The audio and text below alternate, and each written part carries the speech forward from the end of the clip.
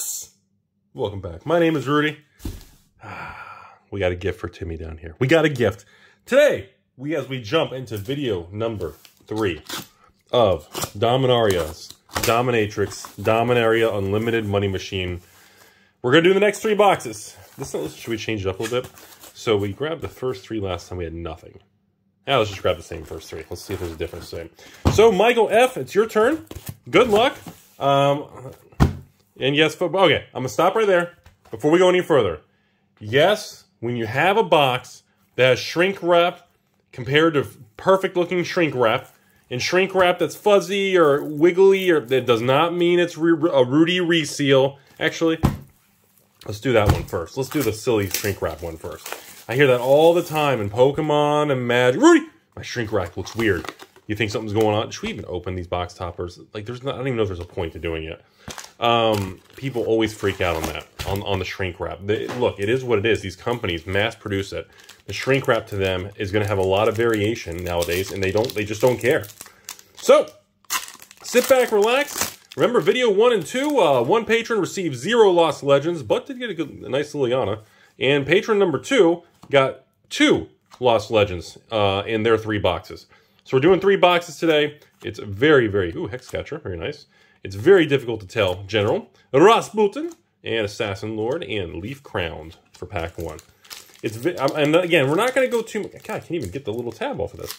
We're not going to go too much into the financial value again on all the regular standard cards because it's just too early. Like I said, the prices and things just change way too quickly. Until we have release plus at least a few weeks, I don't really want to just... It doesn't matter. The prices swing so hard, Ramirez. It's just goofy.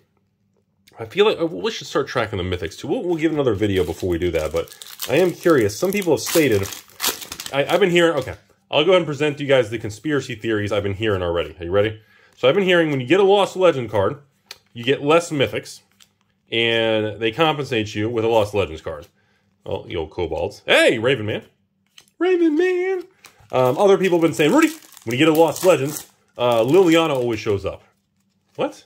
So I've been hearing all kinds of silly things so far. I'm kind of taking it all with a grain of salt. Maelstrom, Bloodfist, the Ramirez, Urborg, and Beautiful Coast, and the Sleeper.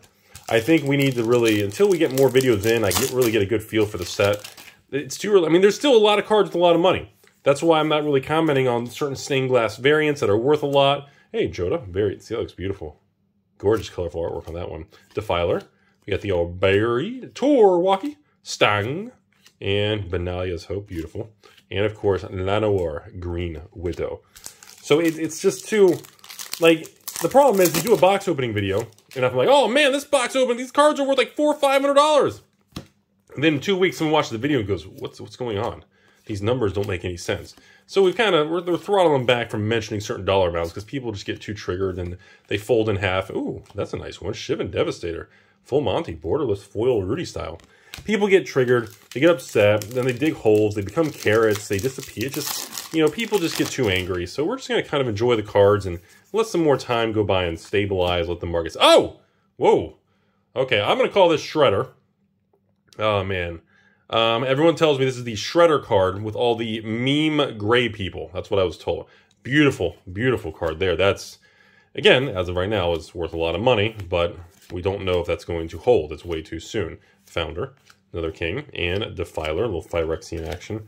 So as I'm saying, some of these cards are, $5, $10, $20, $30, and it's like, well, they may not hold that for much longer once all the full supply hits the market over the next 5 to 7 days, Hex Catcher.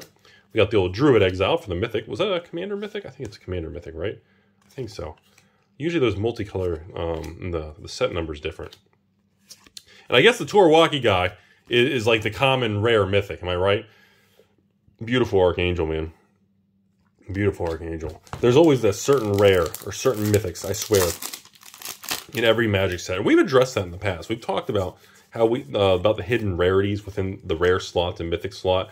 There's been a lot of conversation. We've done many videos on that topic over the years. And it turns out there is actually some truth to some of it. Some of it's intentional. Some of it is unintentional. Beautiful squee on the back there. Gorgeous. Wizards is talking. Because again, remember, these cards are printed on giant print sheets. So the rare, uncommon, or a rare or a mythic sheet type thing may have a certain card that appears an extra 1 or 2 times because of an odd number or a set size. And other times they just do weird intentional stuff. I mean, that's just kind of how it is.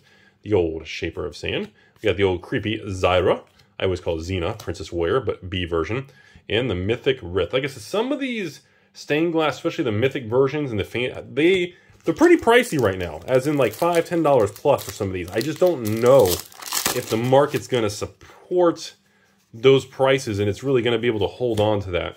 And yeah, a Johnny coming in here. Everyone says it's an okay Johnny is what I've been hearing. Mercenaries. Storm. We got Jasmine again. Rabrut. Beautiful forest there. And the Firestorm. So wrapping out box 1 here. But again, like I said in the video at the beginning, just like I said, all these boxes are going to have different versions of shrink wrap and different variations. Don't let that make you freak out or attack your local store or attack Rudy or attack anybody. God, that looks so good in stained glass. Just be aware, you know, Wizards and the machines that make those are, well, they can be quite volatile. All right, I'll open the box top, otherwise I'll never hear the end of it. But Michael, that was box 1.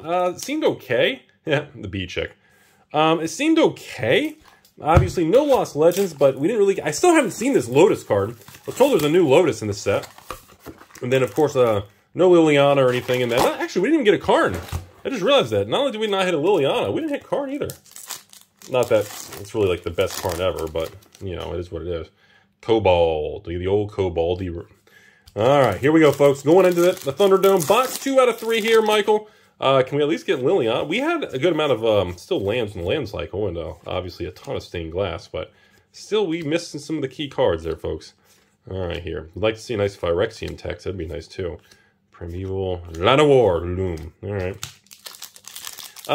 Rudy, what do you think? Let's answer a couple questions while we're going through this stuff.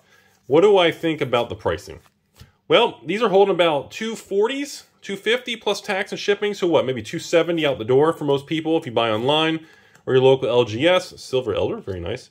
It feels like we're getting a good amount of mythics though, by the way. Overall, it depends if Wizards is holding back any. And I don't know if they are or are not right now. I feel like if they're ever going to hold back collector boxes to make more money and do a second wave or dump them on the market, this would be the product to do it because of all the chase things. There's never been a collector box with more opportunities of different cards and Phyrexians and lands. I mean, look at this. Flipping Vesuvan over here. Doppelganger Duplimency?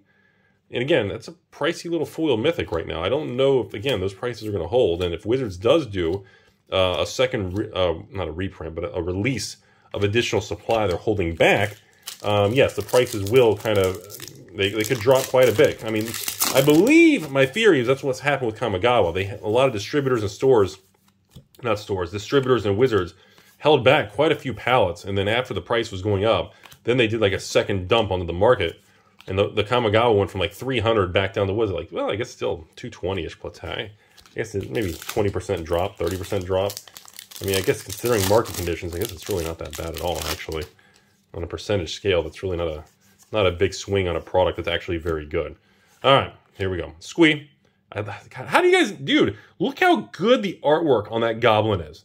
Look at the throne and all the skulls and the bones around him, man. That looks just fantastic. Leyline, again... Leyline, there's a lot of good rares and a lot of good mythics and variants and stained glass in this product. So that's why I'm really, really curious to see how this is actually, how a product like this is going to perform. And God, look at that thing. That's wild looking. How is this product going to perform and hold up, you know, coming out of this cruel summer and with a market that's a little healthier and a little better? And, you know, it's just, you know, Dominaria is a good product.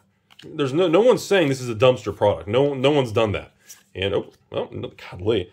But I tell you what, Jasmine, Kobolds, and old Torwalkie, man. And I swear the Dragon Master is the most common mythic, I'm telling you. Certain one of these things are not very difficult to pull at all. Again, I'm noticing immediately, no Karns, no Lilianas again, but we're getting a lot of those other ones over and over. So, yeah, Resurrected. You got Instinct. You got the old Aeronaut. Ramirez again. Stank. See, some of these, Shivan Reef, I know it's a pet peeve. Sorry, I got a rant.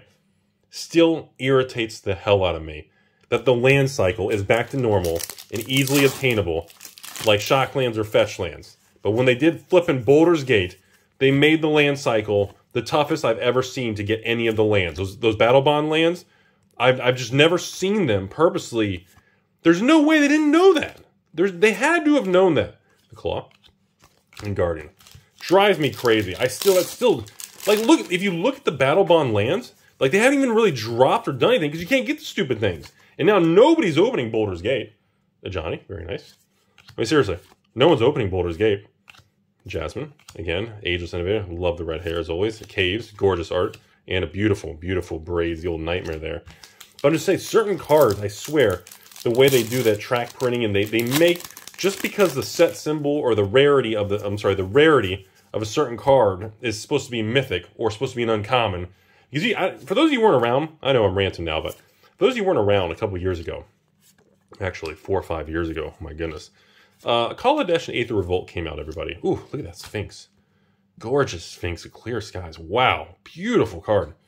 For those of you who weren't around from Kaladesh Aether Revolt back in 2017, so 5 years ago, when we had Fatal Push first introduced and printed in the market, there was a big thing about it because everybody was saying that it was really hard to pull that particular uncommon. And then all kinds of weird things were coming out from Mass Box Open. Oh! Oh! Oh! Look at this! Phyrexian Text Mythic. Non-foil, though. Non-foil. And a Hex Cat. Wow. There's a great pack there, Michael. Anyways, I was just saying that there was a big controversy for many months regarding Fatal Push. In certain uncommons you would get a ton of. And like Fatal Push was clearly more challenging to get, even though it was classified as the same difficulty to pull as other uncommons in the set. So that had created a lot of speculation and, I don't know, conspiracies and doubts and things like that. So I don't know, but I remember that back in the day, and I swear, I didn't do a mass box opening on that product. But I do know from talking to a lot of other stores who were still doing mass box opening, a lot of people. I ended my mass box opening right after Battle for Zendikar Oath of the Gatewatch. The Kaladesh was my cutoff when Mark Rosewater said, and of course Torwalkie, when Mark Rosewater was saying lottery cards in every set, it scared me that every standard card was going to be worthless because of the value of everybody just chasing lottery cards. So I stopped my mass box opening, and at that particular point in time, that was when all the Fatal Push, Aether Revolt conspiracy started happening.